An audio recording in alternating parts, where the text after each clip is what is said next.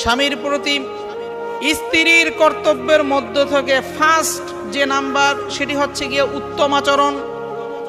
কারণ স্বামী তার কর্মস্থলে থাকে, দোকানপাটে থাকে, চাকরির জন্য অফিস আদালতে থাকে, যারা রিক্সা চালক রিক্সা চালায়, ভ্যান চালক ভ্যান চালায়, যারা মাঠে ঘাটে কাজ করে, দিন শেষে যখন রাত্রি বেলা স্ত্রীর কাছে স্বামী আসে, তখন ওই সময় যদি স্ত্রী খিটখিটে মেজাজ দেখায়, নম্র ভদ্র হয়ে যদি কথাবার্তা না বলে, উচ্ছৃঙ্খলভাবে যদি কথাবার্তা বলে, স্বামী সারাদিন ঘাম ঝরে পরিশ্রম করে, সে কাজকর্ম করে, আসছে পরিশ্রমের পরে সে এসে একটু বিশ্রামের জন্য একটু শুইবে, সেখানে গিয়েই যদি স্ত্রীর অত্যাচার সহ্য করতে হয়, তাহলে এর মতো দুঃখজনক দ্বিতীয় আর কোনোটা হতে পারে না। স্বামীর প্রতি স্ত্রীর অনেক কর্তব্য রয়েছে। কিছু কিছু স্ত্রী এমন রয়েছে, না জেনে না বুঝে এমন করে হুট করে এমন একটা কথা বলে, স্বামী নিজেকে কন্ট্রোল রাখতে পারে না। অনেক সময় দেখবেন